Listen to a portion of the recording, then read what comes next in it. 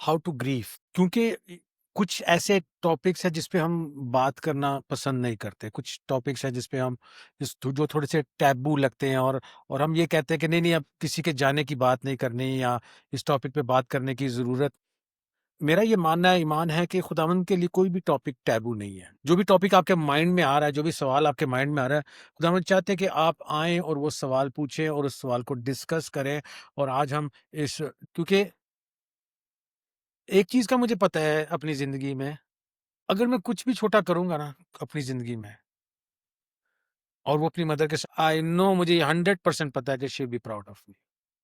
Unconditional love and no matter what, वाकई में love. सो अब मेरी मामा जो है वो काफी देर से तकलीफ में से, ऑलरेडी हमने बताया है, दोनों लेग्स जो है, दोनों टांगे जो है एम्पुटेट की हुई। तो क्या आप सोच सकते हैं कितनी मुश्किल है। उसके अलावा उनके पास दोनों किडनी भी, तो हर 3 दिन वो ब्लड डायलिसिस लेती है, और वो भी बहुत पेनफुल प्रोसेस है। दोनों टांगे भी, दोनों किडनीज भी, उसके अलावा उनकी ओपन हार्ट सर्जरी भी, उसके अलावा उनको डायबिटीज भी, ब्लड प्रेशर भी, और न्यूमरस इसके अलावा कई सारी बीमारियां थी उनको। और उन सारी बीमारियों के साथ डॉक्टर इवन खुद परेशान थे कि हाउ शी, हमें भी ऐसा था, इतनी जब हम सुनते थे, जब वो डॉक्टर के, वो जब रिपोर्ट देता था डॉक्टर, क्योंकि उनकी सर्जरी या जो भी एम्पुटेशन हो रही, तो डॉक्टर हमेशा एक रिपोर्ट देते, और जब भी हम उसको पढ़ते तो हमें खुद यकीन नहीं आता कि ऐसे कैसे कि मामा जो है वो अभी तक जो है वो जिंदा है।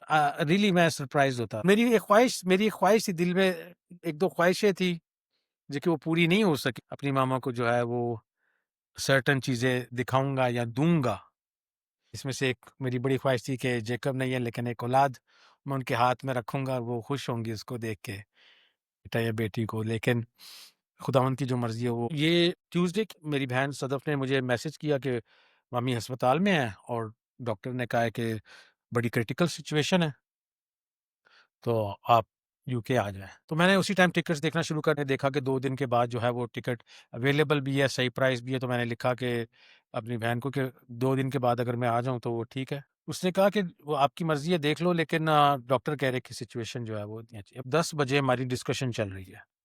मैंने जब उसने ऐसे लिखा तो फिर हम सुबह दोनों 6 बजे वाली फ्लाइट में, मैनचेस्टर की फ्लाइट भी, तो हम पहले लंदन में उतरे और फिर वहां से जो है वो जा रहे हैं। अब यूजुअली क्या होता है कि जब भी हम ट्रैवल करते हैं जहाज में, मैं कुछ सरमन्स डाउनलोड कर लेता हूँ, और फिर सरमन्स जो है वो सुनता रहता हूँ। अच्छा स्पीकर लगी, सरमन्स डाउनलोड करके मैं सुन लेता हूँ। लेकिन अब ये सारा कुछ इतना यानी कि क्विकली हो रहा था कि ये सब प्लानिंग करने का टाइम, तो अब जब एयरपोर्ट पहुंचा, मैंने तो कोई सरमन डाउनलोड नहीं, जितने डाउनलोड किए मैं तो मैंने यूट्यूब खोल, जो मेरा जो जिन जिन स्पीकर्स को मैं सुन रहा हूँ, जिन जिन आप जो जो चीजें यूट्यूब पे सुन, वही चीजें सामने उन्हीं की चीजें सामने आती हैं। तो जो मेरा वन ऑफ द फेवरेट इस टाइम का प्रीचर था, उसकी सामने वीडियो आई। अच्छा, टाइटल नहीं, उसकी उसकी फोटो थी, और टाइटल में सिर्फ जो है वो हवाला था, तो मुझे नहीं पता था कि किस टॉपिक पे सरमन है। तो मैंने जल्दी से डाउनलोड दबाया, और एक और सरमन उसके बाद देखा, उसको भी, लेकिन इतना टाइम नहीं था कि दूसरा सरमन डाउनलोड हुआ।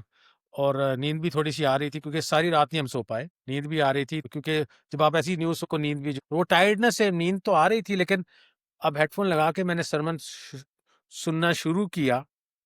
और जब सरमन सुनना शुरू किया, स्पीकर, अब मुझे नहीं पता कि किस टॉपिक पे बोलेगा, तो स्पीकर ने जब उसने उसने जब बोलना शुरू किया, तो उसने ये कहा, today I am going to teach you how to grieve for a loved one once they have slept in the lord. और मैं ऑफ कोर्स अब सोच सकते हैं कि इस टाइम में अभी मामा जिंदा है, अभी हम ये सोच रहे हैं कि नहीं वो ये भी जो है वो कर लेंगे। एक एम्पुटेशन है, हमने सोचा वो बर्दाश्त नहीं करेंगी, फिर दूसरी हुई, वो हमने सोचा वो भी बर्दाश्त, किडनी के प्रॉब्लम हमने सोचा नहीं, लेकिन हर टाइम जो है वो कम बैक कर रही है, कम बैक कर।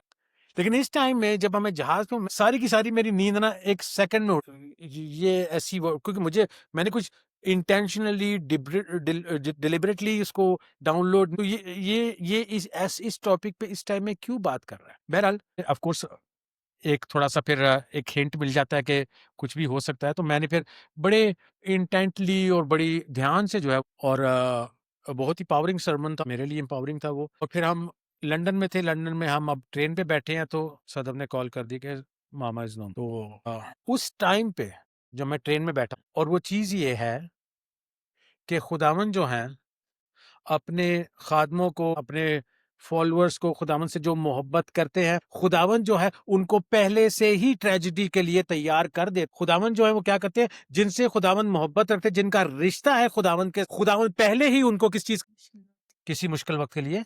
और मसला ये है कि बहुत दफा हम अपनी जिंदगी के अंदर अपनी मुश्किलात को, अपनी तकलीफों को, प्रॉब्लम्स को सही तरह से इसलिए झेल नहीं पाते क्योंकि हमारा रिलेशनशिप जो खुदावंद के साथ है वो मजबूत नहीं है। क्योंकि हमारा रिलेशनशिप खुदावंद के साथ मजबूत नहीं है, ये होता क्या है कि हम तैयार नहीं होते उस मुश्किल को सहने के लिए जो हमारे रास्ते में आने वाली है। मुश्किलात जो है वो हमारे रास्ते में आने वाली, ये नेचुरल प्रोसेस है। मुश्किलात का हमें सामना हर हाल करना पड़ेगा। लेकिन जो लोग खुदावन उनको एक्स्ट्रा ऑर्डिनरी क्या दे देते हैं, जोर वक्त, एक्स्ट्रा ऑर्डिनरी हिम्मत दे देते हैं, एक्स्ट्रा ऑर्डिनरी दलेरी। और मैं इमेजिन नहीं कर सकता, क्योंकि मम्मी की ऐसी हालत थी, मैं एटलीस्ट पिछले 1-1.5 सालों से, जब मम्मी अगर अगर अगर खुदावन में सो गई तो मेरी क्या रिएक्शन। और कभी कभी मैं सिर्फ वो सोच के ही जो है मुझे रोना आ जा। लेकिन इस टाइम में जब मैं ट्रेन में रोना भी नहीं आया।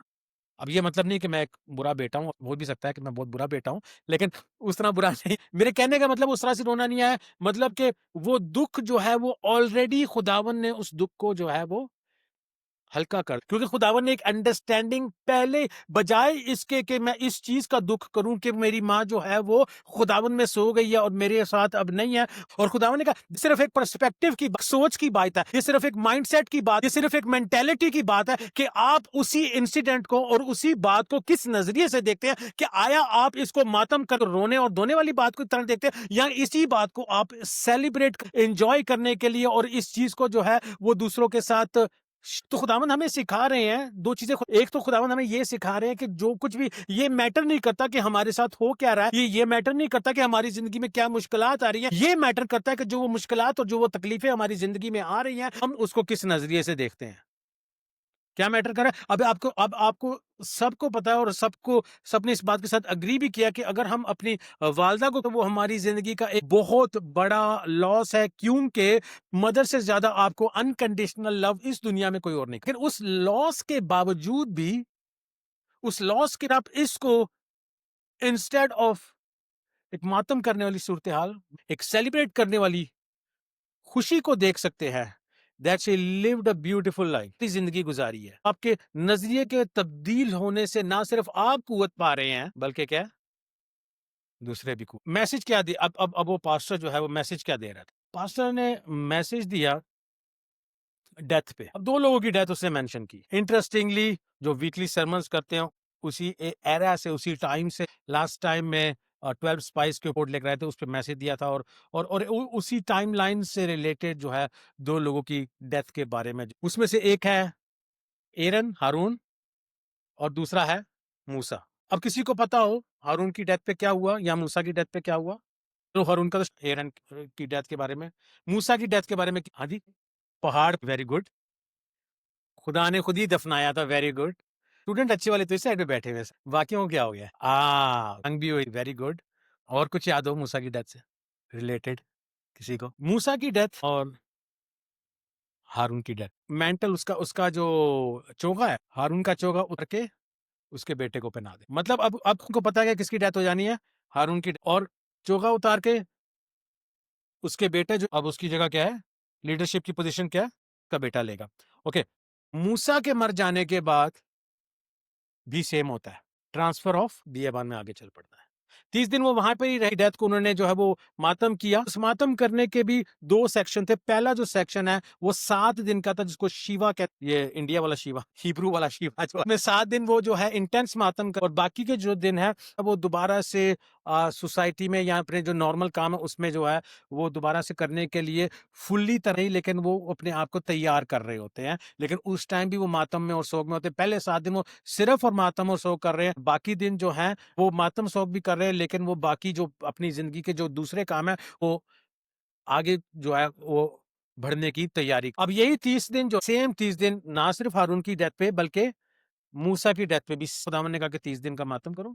और 30 दिन के बाद खुदावन ने यशबा से कि जैसे मैं मूसा के साथ था वैसे ही मैं तेरे साथ हूं, लोगों को लेके वादे की सरजमीन में, और जहां तेरे पांव का तिलवा ठीक है वो जमीन, और तेरे आगे जितनी भी मुश्किलात आएंगी तेरे लिए वो कुछ भी, तू सब चीजों पे फतह पा सकता है, सिर्फ बड़ी दिलेरी हिम्मत रख। अब पैसे जो इतना पावरफुल है कि मेरे माइंड में आ रहा है कि मैं वो जो है वो पढूँ और मूसा के बारे में, मूसा के कलाम में क्या लिखा है वो देखूँ, मैं आपके साथ शेयर करूँ। लिखा है नहीं, ड्यूटरोनॉमी चैप्टर 34 है, 7वीं आयत से पढ़ो। Moses was 120 years old when he died. His eyes were not dim, nor his natural vigor diminished. मूसा 120 साल का होके मरा और मरा भी कैसे? जवानों की तरह ही मरा। हालांकि बुढ़ा था, लेकिन उसकी जिस्म पर ये नहीं कह रहा कि वो बुढ़ा है। और खुदावंद से मैं ये दुआ करता हूँ कि खुदावंद हम सब जब बुढ़े होके मरे तो हम सब बुढ़े ना लगे, बल्कि सब जवान ही मरे। 120 साल के होके मरे और क्या है, सब जवान ही हो, सब हम जो है वो सेहत में हो और अभी से ज्यादा जो है अच्छी हमारी हेल्थ हो, और खुदावंद की ये जो बरकत जो मूसा पे थी वो हम सब पे जो है वो। And the children of Israel wept for Moses in the plains of Moab for 30 days, for the days of weeping and mourning of Moses ended. Now Joshua the son of Nun was full of spirit of wisdom, for Moses had laid his hands on him. Joshua क्या था? He was full of wisdom, knowledge, because Moses had laid hands on him. And since then there has not arisen up मूसा की personality, मूसा की prophethood, उसका किरदार के मैं ये पिछले दिनों में इस कॉन्वर्सेशन को पढ़ रहा हूँ कि मूसा किस तरह से खुदा के साथ बात कर रहा है, और कभी-कभी मुझे लगता है मोसेस थोड़ा ज्यादा हो रहा है, खुदा के आगे ऐसी बात ना कर, मुझे ऐसा लग रहा है। लेकिन उसकी हिम्मत और दिलेरी देखो, नहीं नहीं खुदावन बच्चों की तरह मैंने तुझे देखना है। हालांकि उसको पता है कि खुदावन को नहीं देख सकते। खुदावन कह रहे हैं मैंने इस कौम को नहीं नहीं नहीं नहीं खुदावन ऐसा नहीं, और खुदावन उसकी बात भी मान रहे हैं। ऐसे मुझे लग रहा है कि जैसे कि दोनों जो हैं दोस्त हैं, खुदा और मूसा। खुदावन कह रहे कि लोग जाओ, मैं इन लोगों से नाराज हूं। खुदावन कह रहे तुम लोग जाओ, जो वादे की मैं तुम्हारे साथ फरिश्ता भी भेजता हूं, मैं तुम्हें बरकत भी देता हूं, जाओ, मैं तुम्हारे साथ नहीं जा रहा। मूसा कहता है मैं भी नहीं जा रहा। फिर खुदावन ने कहा अच्छा अच्छा चलो मैं चलता हूं भाई, तुम्हारे साथ चलता हूं। एक जिद थी उसकी खुदा, और वो खुदा से जो है वो फेस टू फेस बात करता है। And by all the mighty powers and all the great terror which Moses performed in the sight of Israel, you and all this people to the land which I have given to them, the children of Israel, every place that the sole of your foot will tread upon, I will give to you. मैं फिर नीचे 6ठी आयत में खुदावंद उसको क्या कह रहे हैं? Be strong and of good courage. 7वीं आयत में क्या कह रहे हैं? Only be strong and very courageous. खुदावंद ये किसको कह रहे हैं? यशवा को। अब ये जो 30 दिन है, ये जो 30 का अदद है, ये 30 का अदद जो है ये एक बड़ा सिग्निफिकेंट अदद है। और बाइबल के अंदर जब भी कोई नंबर्स की बात हो रही होती है, उसके पीछे डीप मीनिंग होता है, और कोई भी बेमतलब बात जो है वो कलाम में नहीं लिखी भी। और 30 के अदद पे वो प्रीचर कुछ 30 के अदद पे जो है वो बात कर रहा था, लेकिन उसके बाद मैंने फिर उसमें थोड़ी सी ये एक स्टॉप नहीं, ये डेथ जो है, जब उनकी डेथ हो गई है, हारून की जब डेथ हो गई है मूसा की, तो ये एक फुल स्टॉप नहीं है जो है वो लकीर नहीं, ये एक ट्रांजिशन है। ये ट्रांजिशन जो है वो एक लीडरशिप की, एक ग्रेट लीडर से अनदर ग्रेट लीडर की ट्रांजिशन। जो 30 का अदद यहाँ पे लिखा जा रहा है, ये इसलिए भी लिखा जा रहा है उन लोगों के लिए कि ये अब आपकी जिंदगी के अंदर भी जो है एक ट्रांजिशन का पीरियड आ रहा है। खुदावन ने मुझसे भी हम कलाम होकर ये कहा है कि जो पिछली जिंदगी थी वो जो है उस तरह यहाँ पे भी जो 30 का अदद बताया जा रहा है यशवा के लिए, वो एक एरा का एंड है। और कौन सी एरा का एंड है? बियाबान के एरा का। और उन्होंने कहां पे एंटर होना है? वादे की सरजमीन में एंटर होना। और खुदावन जो भी अब हमारी जिंदगी के अंदर अगर कोई दुख का हमें सामना करना पड़ रहा है, कोई तकलीफ का हमें सामना करना, तो खुदावन हमें यहाँ पे एक स्पिरिचुअल मैच्योरिटी की, स्पिरिचुअल ट्रांजिशन की, तब्दीली की, हमारे अंदर जो है एक चीज, एक नए ख्याल को, एक नई सोच को, एक नए कैरेक्टर को, एक नई पर्सनैलिटी को शेप करना चाह रहे हैं, अगर आप खुदावन को इजाजत देंगे। ये 30 का अदद जो है ये एक बड़ा अहम अदद है। यूसुफ 30 साल का था जब वो फिरौन के सामने खड़ा, और वो मिस्र का सेकंड इन कमांड हुआ। कितने साल का था जब उसको ये ड्रीम आया? टीनेजर, 16-17 साल का होगा। और उसके बाद वो ड्रीम आया, वो वादा क्या है? आगे सब कुछ बड़ा जबरदस्त चल रहा है यूसुफ की जिंदगी में। आपको स्टोरी का पता है, मैं उसमें ज्यादा डिटेल में नहीं, लेकिन वो 30 साल का है तो उसकी जिंदगी में क्या है? ट्रांजिशन आता। किससे? वो पिछले, अच्छा वादा उसके साथ है लेकिन वो मुश्किलात में से, लेकिन वो ट्रांजिशन आता है और वो सेकंड इन कमांड है। दाऊद जो है वो 30 साल का था जब वो बादशाह बना। को किस उम्र में सैमुअल ने अनॉइंट किया था? वो भी टीनेजर था, 14-15 साल का था। और उसके बाद उसके सामने भी क्या होता है? हालांकि उसने जाती जूलियत को, उसके सामने क्या आ रहे हैं? चैलेंजेस आ रहे हैं, मुश्किलात आ रही है, लेकिन वो जो वादा है वो कितनी उम्र में? 30 साल। हिस्कियल जो है, अब ये जो हारून है इसके भी 30 साल का जब मेंशन किया जा रहा है, एलिएजर को जो है वो उसकी जगह दी जा रही, तो आपको पता है कि ये एक बहुत अहम प्रीस्टहुड का जो, क्योंकि जितने भी प्रीस्ट हैं, कौन मुझे बता सकता है वो कौन से कबीले से हैं? जितने भी प्रीस्ट थे पुराने आयतनामा में, लावी के, लेकिन वो जो जितने भी प्रीस्ट थे लावी के कबीले से, वो हैकल के अंदर जो बाकी सारे काम है वो कर, लेकिन उनमें से भी एक अपर क्लास थी जो कि एरन की फैमिली से, क्योंकि एरन भी जो है वो लावी के कबीले से, लेकिन सिर्फ जो हारून की जो डिसेंडेंट्स है सिर्फ वो हाई प्रीस्ट हो सकते थे और सिर्फ वो कुर्बानी दे, उनकी एक स्पेशल पोजीशन थी और उन्होंने आगे एक बड़ी खिदमत कर, एरन की फैमिली से जो आए और जो उन्होंने प्रीस्ट सिर्फ 30 साल की उम्र में प्रीस्ट, उससे पहले वो प्रीस्ट नहीं, 30 साल जो है उनकी वो एक ट्रांजिशन का उनकी पोजीशन लेने, यीशु खुद एटलीस्ट हम तो बताएंगे जब 12 साल के थे तो अपना मिशन क्लियरली पता था, लेकिन कितने साल के थे जब उनकी जो उन्होंने खिदमत शुरू की है? 30 साल के। उससे पहले कोई मौजा नहीं, उससे पहले कोई सरमन नहीं, उससे पहले कोई टीचिंग नहीं, हालांकि उनकी बहस वही है, पब्लिकली कोई उन्होंने टीचिंग नहीं, कोई मौजा नहीं। जब वो 30 साल के हुए तो मौजे भी करने शुरू कर दिए, सरमन्स भी देने शुरू कर दिए और ट्रांसफॉर्मेशन भी आने शुरू हो गई और उनकी मिनिस्ट्री जो है वो फुल फ्लैश चल रही है 30 साल की उम्र में। अच्छा, मिनिस्ट्री है यीशु का जो काम है उसकी दोनों तरफ 30 का आदत है, स्टार्टिंग में भी और एंड, स्टार्टिंग में भी और एंड में भी। स्टार्टिंग में तो आपको पता है कि यीशु 30 साल के थे जब उन्होंने खिदमत शुरू की, एंड का 30 का नहीं नहीं नहीं नहीं, वो तो 33 हो गया ना, 30 नहीं है वो, एंड में भी एक 30 का आदत है, वो 40। यीशु का जो सलीब पे वही 30 का, अच्छा ये जो 30 है, ये जो लास्ट वाला 30 है ये बड़ा खतरनाक, इसमें क्या इन्वॉल्व है? चांदी के सिक्के इन्वॉल्व। तो पैसे से आप क्या कर सकते हैं? खुदा का मकसद भी पूरा कर सकते हैं, या उसी पैसे से आप क्या कर सकते हैं? खुदा के खिलाफ उसी उसी 30 के आप खुदा के पर्पस को भी फुलफिल कर सकते हैं और खुदा का पर्पस भी फुलफिल होता है, यीशु ने जान दी। लेकिन दूसरी तरफ भी जा सकते हैं और क्या कर सकते हैं? खुदा को धोखा भी। हमारा जो नेफ्यू है उसको जूडस, उसने शायद सीखी थी, हम लोग जब अमेरिका गए थे, को जूडस पे वो मुझे बार बार पूछता, who betrayed Jesus, who betrayed Jesus.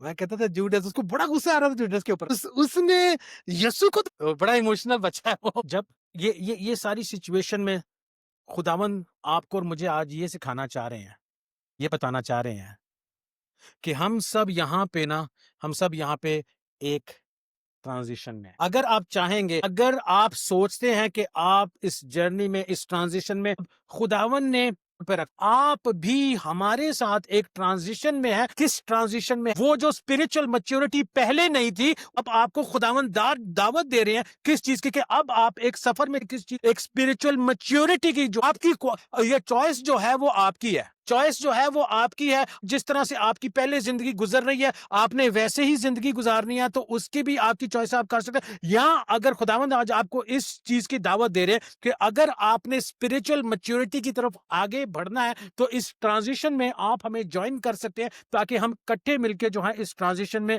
एक उस रूहानी मुकाम पर पहुंचे जिसमें हम पहले नहीं थे, लेकिन खुदावंद हमें इस स्पिरिचुअल मैच्योरिटी की तरफ, लेकिन इस स्पिरिचुअल मैच्योरिटी में खुदावंद के साथ इस रिश्ते, be brave, very hard, very, जैसा लीडर जो है ना इतना एग्जाम्पलरी है कि उसकी पोजीशन को लेना ना, वो एक बहुत बहुत बड़ा बोझ है, नंबर 1। नंबर 2, यशवा ने वो काम करना है जो कि मूसा भी नहीं कर सकता, उसको नहीं, वो नहीं कर सका।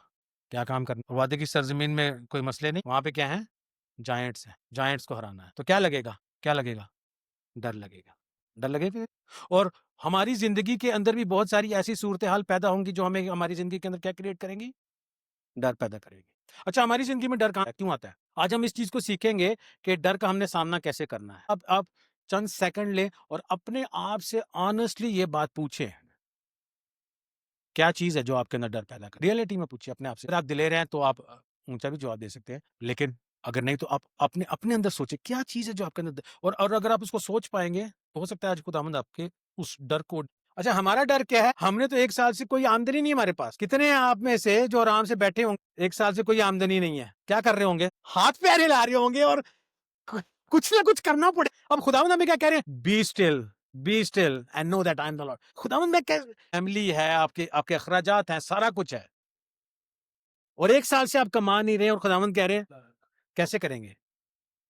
अब क्या इस चीज को लेके क्या इंसान के दिल में डर नहीं पैदा हो? डर नहीं पैदा हो? अच्छा, डर लग रहा है। अच्छा, किसको डर लग रहा है? यशवा को, डर लग रहा है, ठीक है, लेकिन उसने क्या करना है, आगे बढ़ना है। अब ये जो डर, ये जो स्टॉर्म्स, जो तकलीफें, जो मुश्किलात हमारी जिंदगी के अंदर, तकलीफें आती है हमारी जिंदगी के अंदर, प्रॉब्लम्स आती है हमारी जिंदगी के अंदर, आज खुदा ने मुझे ये सिखाया है कि उन तकलीफों को कैसे झेलना है, क्या सोच रखनी है।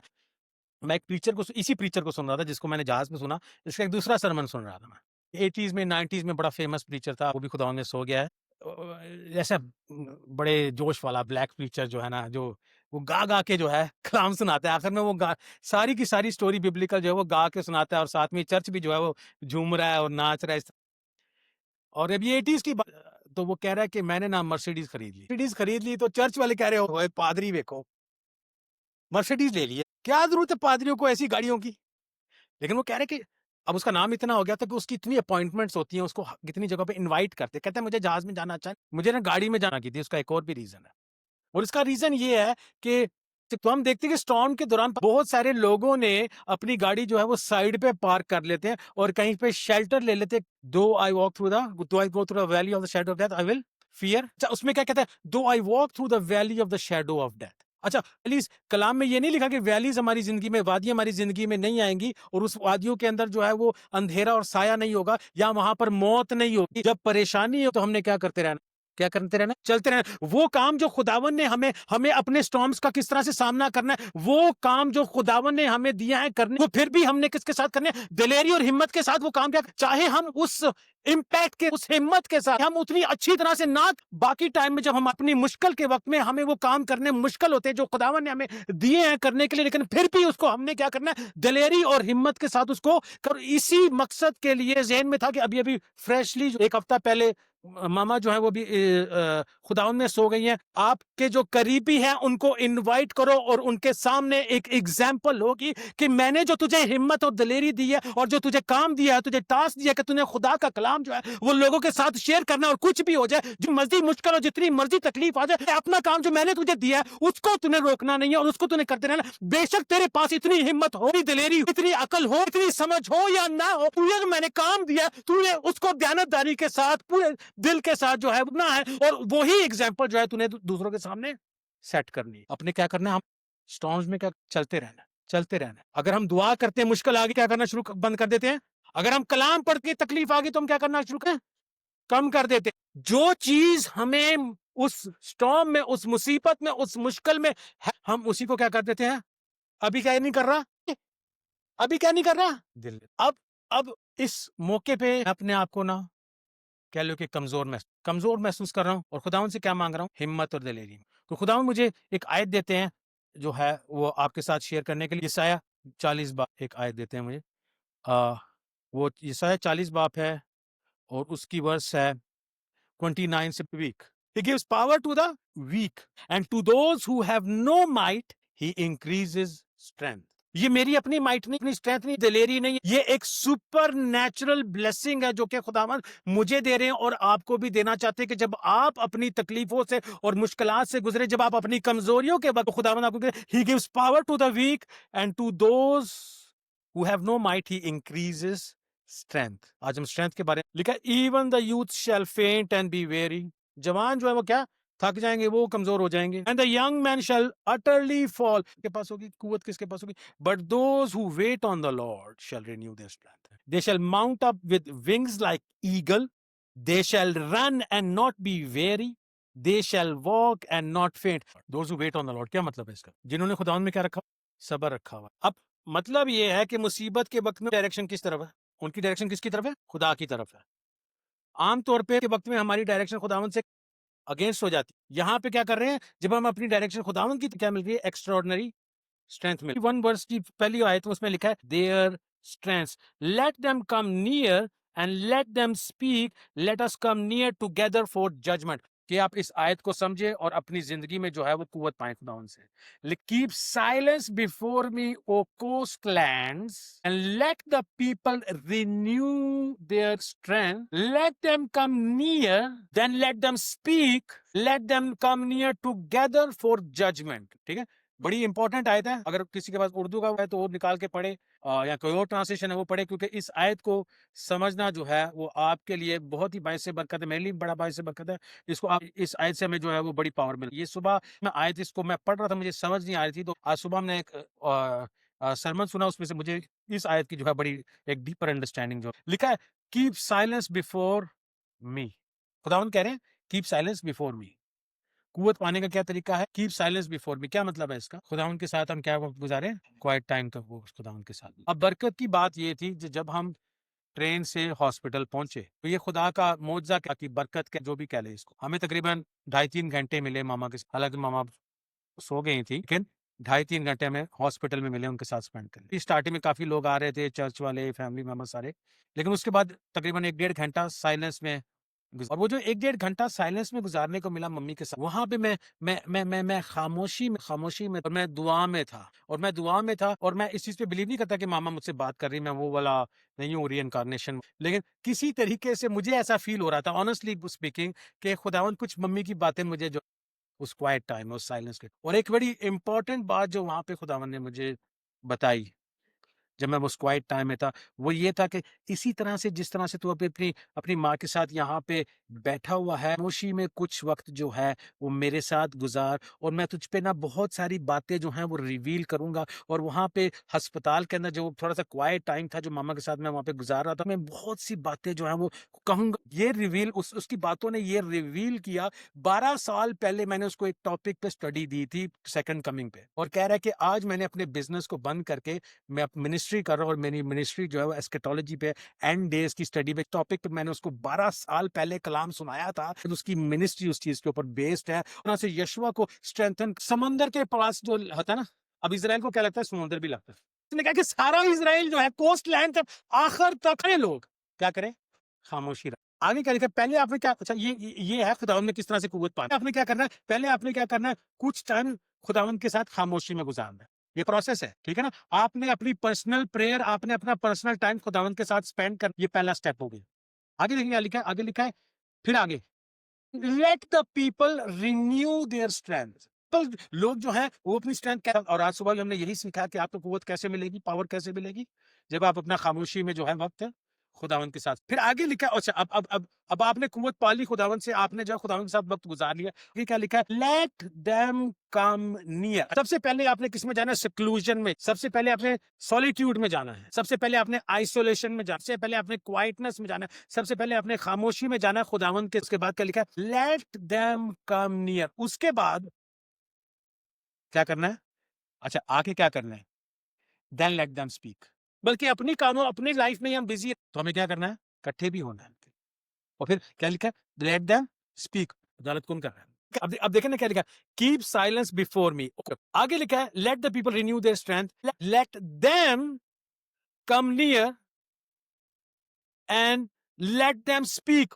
लोगों से बात कर रहे हैं। अभी इसमें हमारे लिए एग्जांपल है जजमेंट। देखिए उनको तो ईमानदार तो खाली देम थे ना पहले, क्या कर रहे हैं?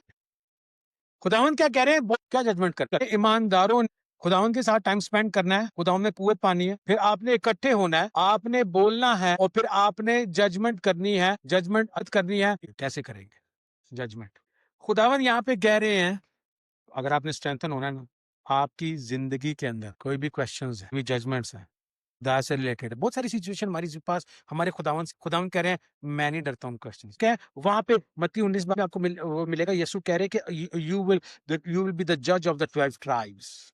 रेवलेशन चैप्टर 20 में क्या है कि लिखा गया ईमानदारों को अदालत दी गई। जो रूहानी तौर से तरक्की करना वो किस तरह से है कि आपने आके बाइबल को, मुझे कुछ खुदा के बारे में, मुझे कुछ इस दुनिया के बारे में, मुझे कुछ जो मेरी जिंदगी में हो रहा है उस, मुझे मुझे कुछ कोई ऐसे मैंने हवाला पढ़ा उसके बारे में और कई ऐसे सवालात होते हैं जो हमारे ईमान को, और खुदावंद हमें कह रहे कि हमने अपने जो जायंट्स है, अपने जो जायंट्स है, अपने जो मुश्किलात है, अपने जो स्टॉर्म्स है उसको डिफीट करना है, और वो हम अकेले नहीं करते, इकट्ठे जो है वो प्रॉमिस्ड लैंड में जाना है। और वो किस तरह से जाना है? हमने बिब्लिकली स्पिरिचुअली जाना है, और उसमें जो है हमें अपना पर्सनल जो टाइम है वो खुदावंद का वो भी स्पेंड करने की जरूरत है, और एक दूसरे के साथ जो है वो भी हमें यहाँ बिब्लिकल डिस्कशंस में, उससे जो है हम स्पिरिचुअली ग्रो करेंगे, स्पिरिचुअली आगे बढ़ेंगे, खुदावन से बरकत पाएंगे। बहुत सी कलाम की बात खुदावन ने हमें नहीं पता कि कब तक हम बुदापेस्ट में, ठीक है? अब में से कई हैं जिनकी ज़िंदगी के अंदर मैंने